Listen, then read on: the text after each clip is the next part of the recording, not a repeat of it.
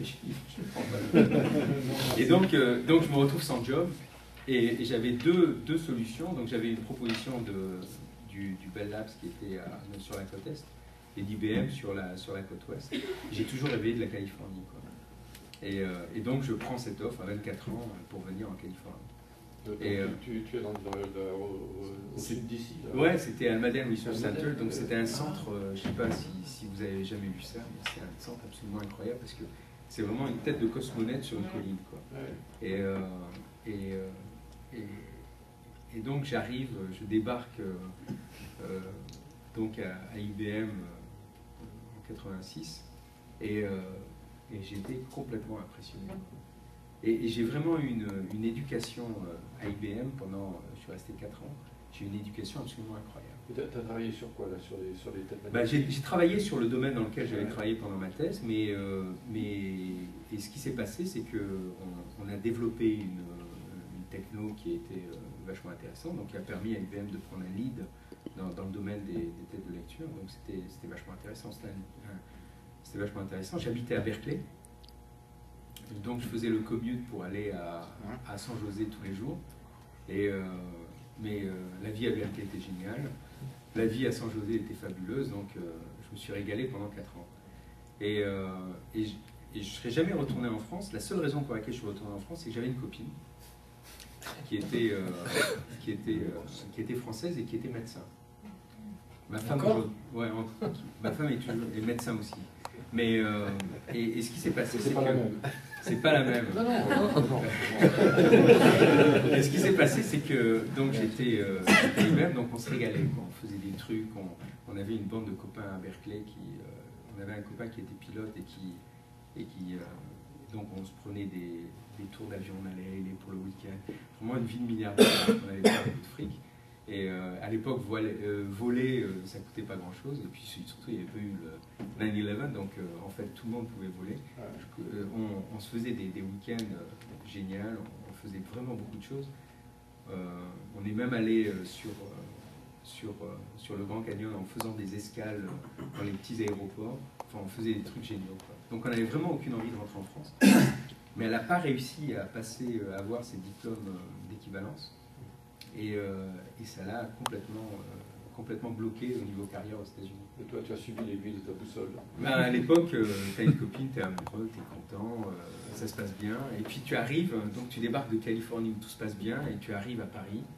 Et donc je reprends un job avec Albert donc, pour travailler sur le domaine qui me plaisait.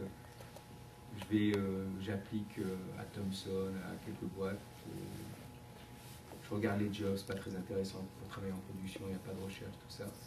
Et puis j'applique au CNRS, j'ai un job, donc on me propose un job au CNRS.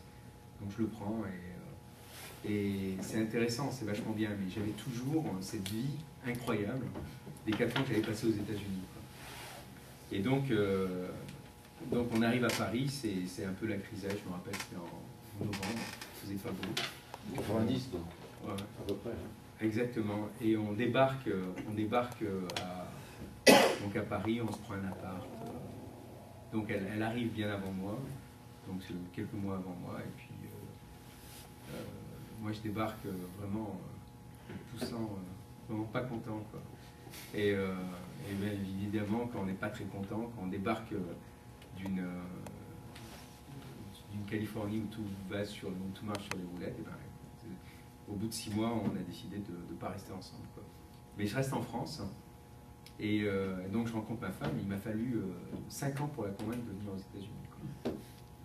Mais finalement, j'ai réussi à la convaincre. En 99, on revient aux États-Unis. Vous avez 10 ans que vous êtes ici. Donc ça fait 10 ans qu'on est là. Et vous êtes toujours mariés. Et on est toujours mariés et ça se passe plutôt bien, quoi. Vous avez 2 enfants. Ouais, on a 2 enfants. Qui ont quel âge? 13 et 15 ans. 13 et 15 ans. Oh là là, les ennuis commencent. Teenagers. C'est l'horreur. Ouais, donc s'il y a des types pour les gamins qui ont entre 13 et 15 ans, je suis preneur. Est-ce que la police a appelé déjà? Pas encore, mais... ça va. Mais, tout va bien.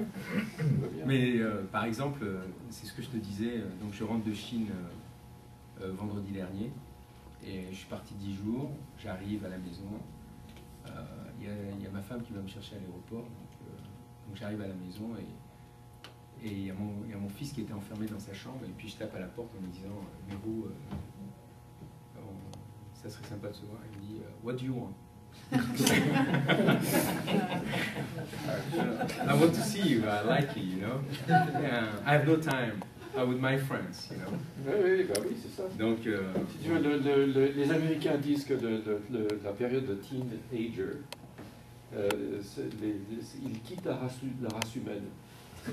Ouais, ils s'absentent de la race humaine pendant un certain temps, et puis ils reviennent. Vers 20 ans, 21 ans, ils réintègrent la race humaine. Mais il y a de 13 ans, 13 à 19, le teen, c'est un congé de la race humaine. Donc s'il y a des conseils précieux, je suis preneur pour gérer des enfants qui ont entre 13 et 15 ans. Celui de 13 ans, il est sympa, encore sympa. Il est même très sympa quand on le compare par rapport. Maintenant, j'ai une baseline, quoi. Je benchmark comment on peut être sympa quand on est. Ils sont deux garçons? Deux garçons. Oh, les hormones. Enfin. Mais, de condoléances. Non, mais ils sont sympas, quoi. Ils veulent faire quoi, là? Il y en a un qui veut surtout pas faire ce que fait son père. Mais il veut plutôt faire ce que fait sa mère, parce que c'est vrai qu'il est plus bio, plus dans ces trucs-là. Mais c'est là où va le fric, hein. Ouais, c'est ce que je lui dis. Quand tu regardes les dépenses de santé montent plus vite que n'importe quoi je dirais même pas dans l'Occident, parce que maintenant même en Chine et en Inde, ça commence à au Brésil, ça commence il y a du fric, donc les gens dépensent pour la santé. Non, mais c'est ce que je lui dis. Il y a trois trucs. Il y a trois domaines où il faut que tu sois. Il y en a un, c'est la santé, la bouffe ou l'énergie, quoi. Donc je lui dis, il faut que tu choisisses entre ces trois domaines. Le reste, ça dépend, c'est cyclique. Il y a l'entertainment aussi. Hein. Ouais. Les jeux du cirque, que ce soit dans Second Life ou à la télévision ou tout ça, ça on dépense de plus en plus. Enfin, quand les pays sont riches, ils dépensent de plus en plus. Ouais. Alors, donc tu reviens ici, comment? Ben, en fait, donc j'avais gardé beaucoup de relations aux États-Unis, même en étant au CNRS. Et donc j'avais beaucoup de relations, et en particulier j'avais des relations avec Cypress Semiconductor, qui est une boîte qui fait des chips, et qui avait un programme qui était très intéressant. Donc ils m'ont fait une très belle proposition pour venir développer un programme ici. Qu'est-ce que c'était comme programme? C'était un programme de développer un nouveau type de mémoire pour les ordinateurs. Donc c'était un truc dans lequel j'étais un petit peu impliqué quand j'étais en France. Et donc c'est vraiment quelque chose qui les intéressait. Donc donc je suis venu ici, j'ai rencontré 99, j'ai rencontré TJ, j'ai rencontré toute l'équipe. Et ça m'a plu parce qu'ils étaient agressifs. Ça me rappelait IBM, quoi, à l'époque de l'agressivité des Américains pour faire développer des programmes, quoi. Parce qu'en France, c'est très dur de faire avancer les choses, quoi. Et donc c'est ça ce qui me plaisait, quoi, l'agressivité américaine pour faire avancer les choses, quoi. Mettre la main là où il a besoin d'être, et puis essayer de faire avancer des trucs, quoi. Alors on peut les tuer très facilement, mais quand ça marche, on peut mettre beaucoup d'argent. Ça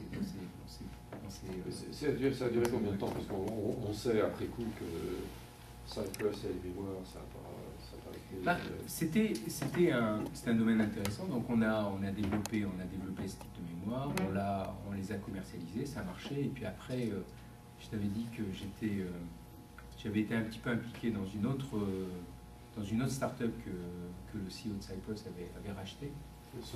SunPower. Et là, il y a eu un truc incroyable. Je ne sais pas si vous êtes familier